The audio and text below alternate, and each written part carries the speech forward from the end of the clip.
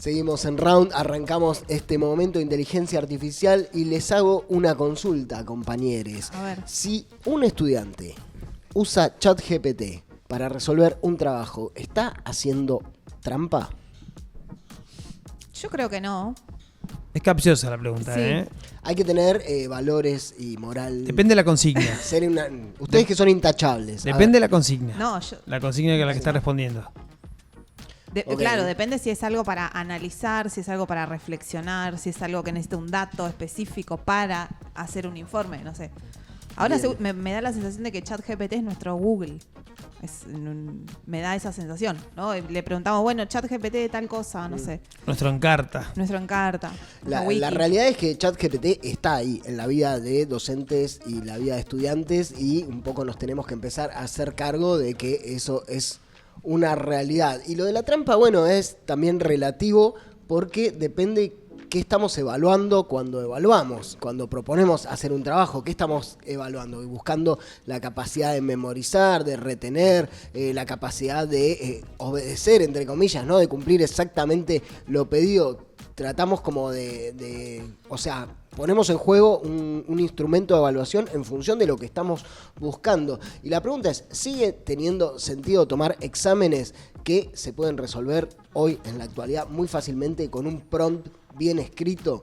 Y en todo caso, todo lo podemos resolver con un prompt. Bueno, en los últimos meses... ¿Vos querías que respondiéramos? Igual, los últimos años, es una pregunta abierta para está bien, darle pensé pie a que esto. me estaba esperando. Si querés responderme, No, porque digo, son muchas. Voy a esperar que me tire una. A ver si te hago Sí, hace rato que no. si te hago pensar, Sebastián.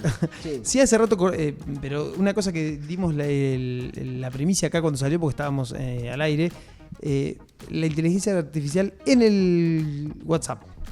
Ah, sí. ¿La usaron? Ay, Nunca no. más. Creo No, que no. hicimos 2 o 3 imágenes y nunca más. No usé la de Meta. La de Sí, Meta, la de Sí, y exactamente. eso que está ahí. No, yo no.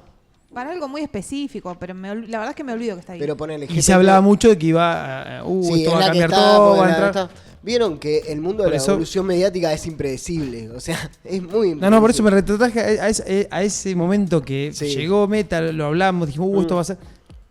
Y está ahí. Sí. Y creo que no la usa mucha gente, me parece. No, pero otras IAs sí por ahí son usadas. En mi caso, GPT es todo el tiempo y cada vez más, no sé cómo es su experiencia. Sí, Me yo parece, muchos usan Gemini, algunos están trabajando con DeepSeek. Bueno, hay muchos modelos de lenguaje, pero son una realidad. Muchos lo usan, hay que hacerse cargo de que esto está.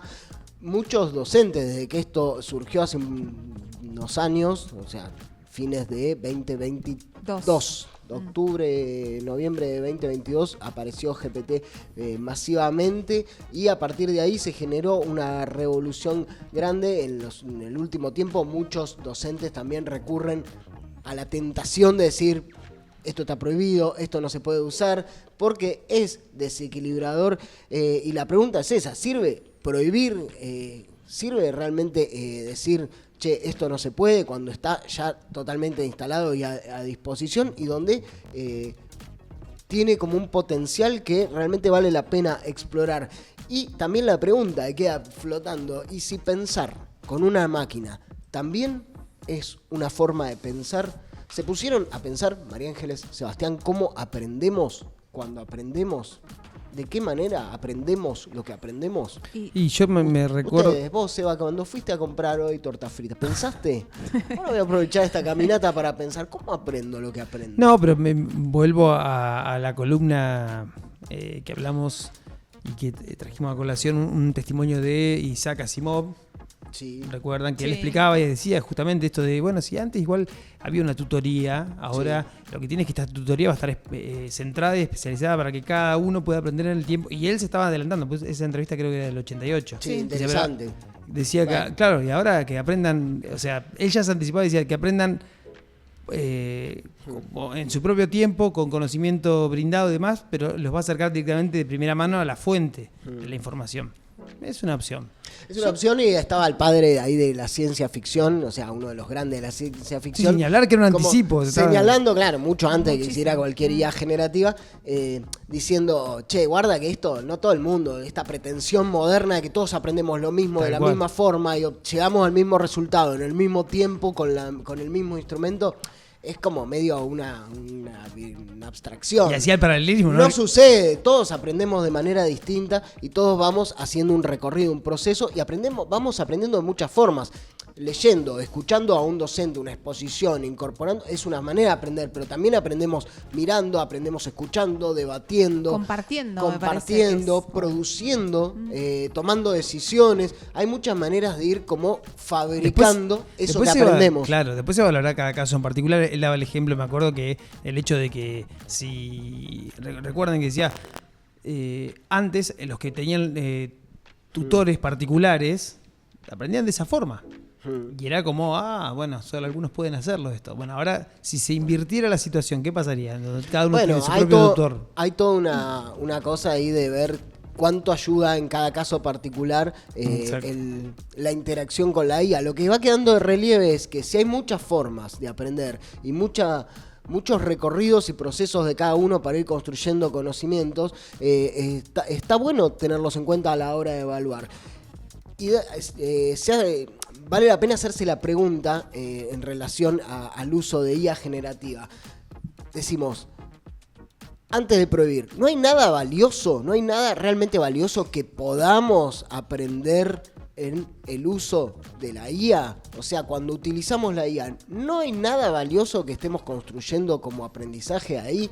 Algo que valga la pena. Y en tal caso, si hay algo valioso, ¿no vale la pena evaluarlo también? ¿No vale la pena construir herramientas para evaluar eso que está pasando ahí?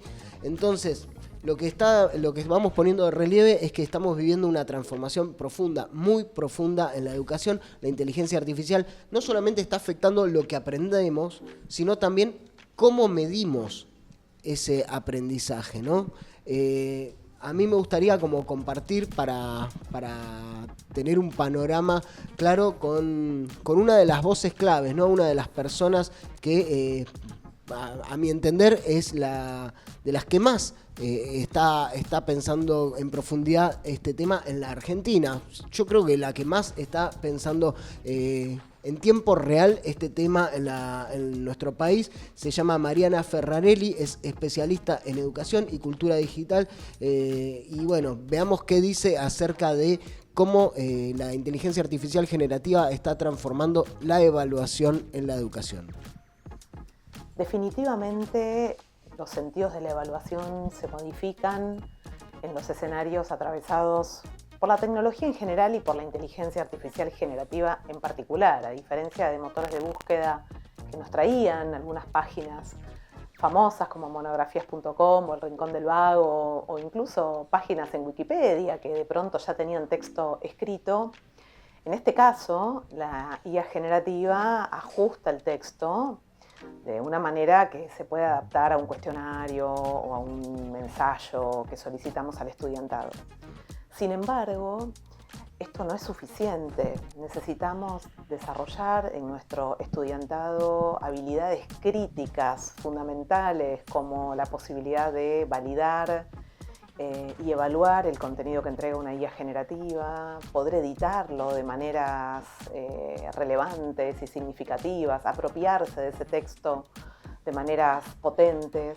Entonces, si abogados, periodistas, incluso docentes en su lugar de trabajo y en sus prácticas profesionales trabajan con asistencia de IA generativa, ¿por qué no enseñarle estas habilidades y estas prácticas a nuestro estudiantado incorporándolas en los procesos de evaluación? Bueno, ahí está la palabra de Mariana Ferrarelli como ratificando esto. Sí. Es decir, sí, obvio, esto se está transformando y de hecho estas tecnologías las tenemos acá, pasan un montón de cosas. ¿Por qué no empezamos a contemplar cómo enseñar esto y también cómo evaluarlo? O sea, hay un montón de cosas que suceden en esa interacción que se pueden enseñar, se pueden aprender y se pueden evaluar para ver cómo está sucediendo ese aprendizaje, ¿no? Es muy interesante esto, como pone de relieve algunas cosas que por ahí siempre estuvieron, pero ahora vuelven a cobrar significado, ¿no? Sí. Validez, cómo preguntás, cómo interactuás, cómo conversás. Hay cierta resistencia, les pregunto a ustedes como docentes, en incorporar a las tecnologías generativas a la hora de dar clase? ¿Resistencia o de quién? una resistencia de parte del docente.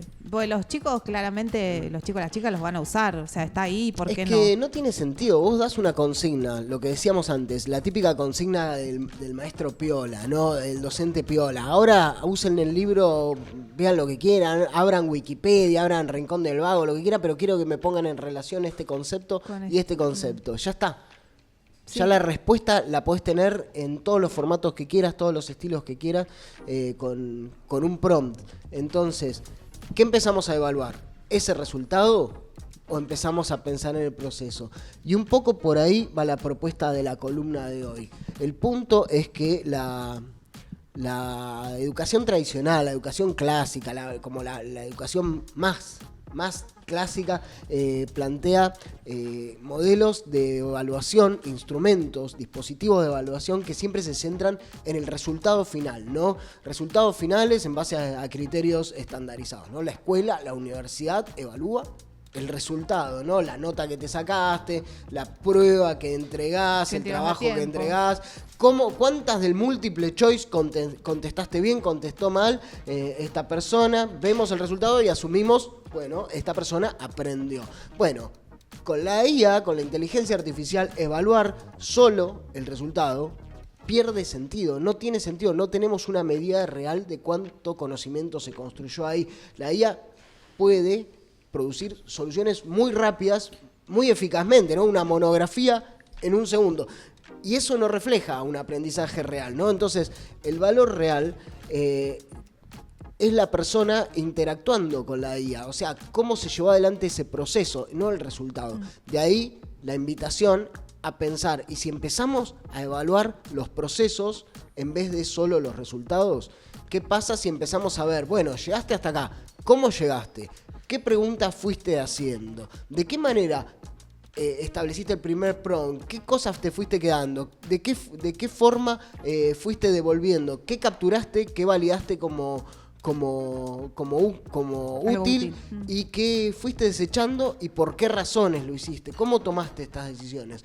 Bueno, ese conjunto de inquietudes debieran ser las que se deberían quizás poner en juego a la hora de evaluar más procesos que resultados, ¿no? Y es algo muy interesante esto de evaluar los procesos que, como decías con el ejemplo de Asimov, son particulares, son de cada uno va estableciendo y tomando decisiones y ahí es donde construye el conocimiento, cuando va tomando todas esas decisiones. Y además me imagino en esto que decís vos, lo de contextualizar también la situación de aprendizaje, porque vos le podés pedir de todo a la inteligencia artificial, pero también puedes hacer un buen prompt y supongo con mucho contexto. No sé si del todo funciona así, pero si le contextualizás detalle a detalle, si me entrega realmente lo que me están pidiendo o me hace algo que dice, mira, bueno, tengo esta info y lo armo como...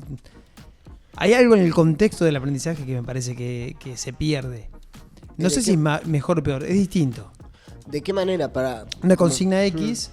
es decir, hay una consigna, sí, pero venimos trabajando con este concepto, se viene vinculando. Sí, me puede hacer una vinculación, pero no, seguramente no salga de lo que se habló en clase o sea distinta, efectiva pero distinta.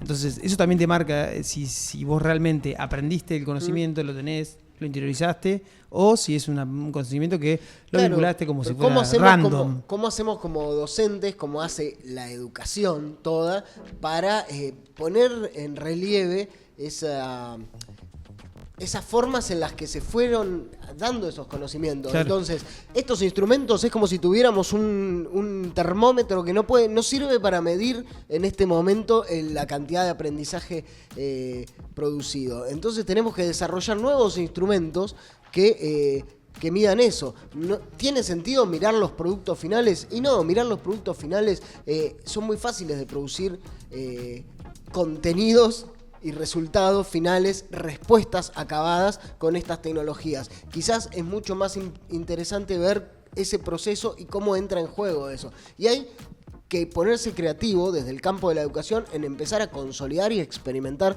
con estas técnicas, porque no hay nada hecho. Algunos docentes están poniendo en juego, ¿no? Viendo decir, bueno, muéstrenme el proceso con el que fueron dialogando, expliquen qué tecnologías usaron, en qué sirvieron, en qué no, de qué manera lograron sacarle más el jugo, con qué tipo de inquietudes, poner en juego eso en evaluaciones orales, decir, bueno, construyan su respuesta, pero pónganle el juego acá, a ver cómo se traduce eso, explicando eso, una manera también de aprender, ¿no? Explicar, pónganlo en juego en una producción, o sea, hicieron esto, aprendieron esto, bueno, armate un podcast, por decirte esto, a ver, ¿lo podés poner en juego?